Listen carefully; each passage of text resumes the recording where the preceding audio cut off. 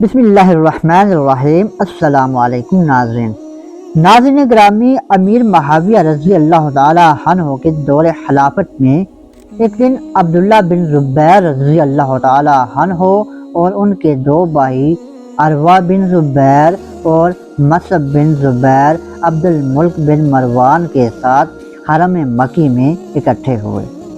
گفتگو شروع ہوئی۔ ہر ایک نے دوسرے سے کہا، حرم میں بیٹھے ہیں، اپنی اپنی تمنا اور خواہش پیش کریں۔ مصعب بن زبیر کہنے لگے، میری تمنا ہے کہ میں عراق اور شام پر حکومت کروں اور حضرت حسین رضی اللہ تعالی عنہ کی بیٹی سکینہ اور حضرت طلحہ رضی اللہ تعالی عنہ کی بیٹی عائشہ سے شادی کروں۔ ان دونوں کا تعلق قریشی گھرانے سے تھا، عزت و شرف کے ساتھ ساتھ خوبصورتی کی دولت سے بھی مالا مال تھے۔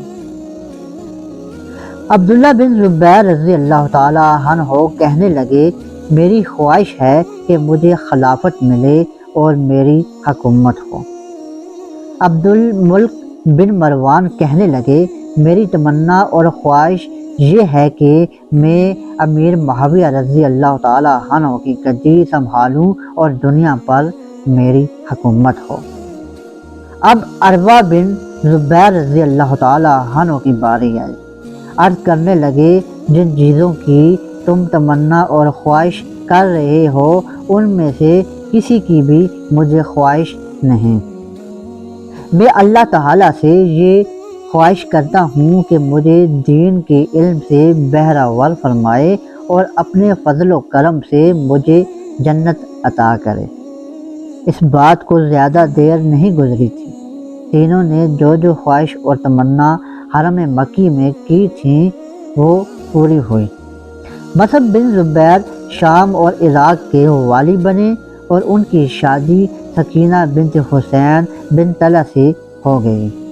عبداللہ بن زبیر رضی اللہ تعالی عنہ بھی خلیفہ بنے۔ حجاز، عراق، مصر اور شام کے گردنواح پر ان کی حکومت قائم ہوئی۔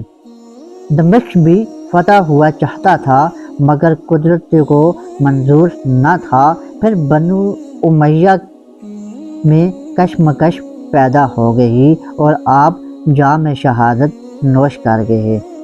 پھر تاریخ نے وہ دن بھی دیکھا جب عبد الملک بن مروان حضرت امیر معاویہ رضی اللہ تعالی عنہ کی گدی پر بیٹھے اور تمام اسلامی حکومت ان کے قبضے میں تھے۔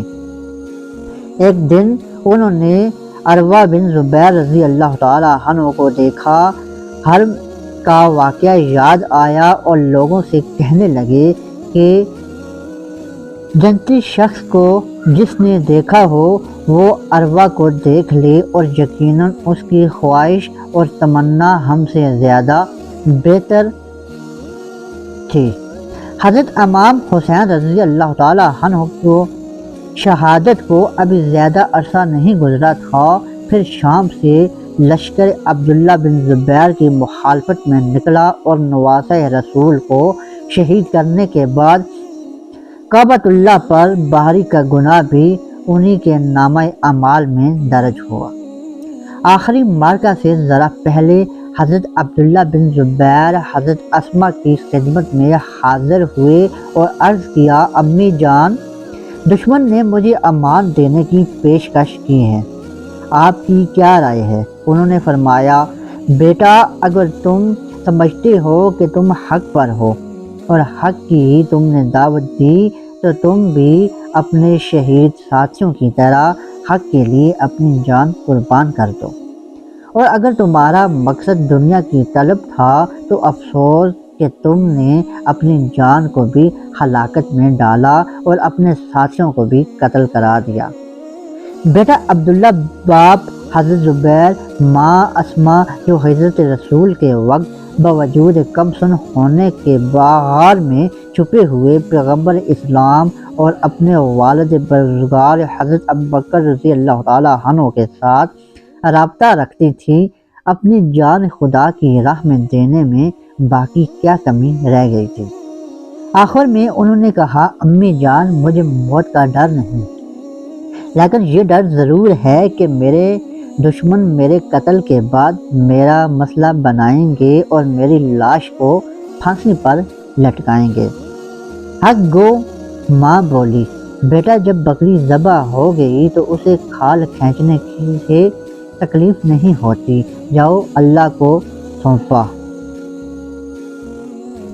حضرت عبداللہ بن زبیر نہایت بہادری اور جواں مردی سے لڑے اور بالا آخر شہید ہو گئے۔ شہادت کے بعد حجاج بن یوسف نے آپ کا سر عبد الملک کے پاس شام بھجوا دیا اور حسبہ کو پھانسی پر لٹکا دیا۔ جب کئی دن گزر گئے تو حضرت اسماء اپنے لخت جگر کی لاش دیکھ کر فرمانے لگی، کیا اس شہسوار کے سواری سے اترنے کا وقت ابھی نہیں آیا؟ پھر حجاج حضرت اسماء کے پاس گیا اور کہا، دیکھا تم نے میں نے اللہ کے دشمن یعنی تمہارے بیٹے کا کیا حال کیا؟ اسماء نے کہا، تم نے نہیں دیکھا کہ میرے بیٹے نے تمہاری کیا درگت بنائی ہے؟ حجاج نے حیران ہو کر پوچھا، وہ کیسے؟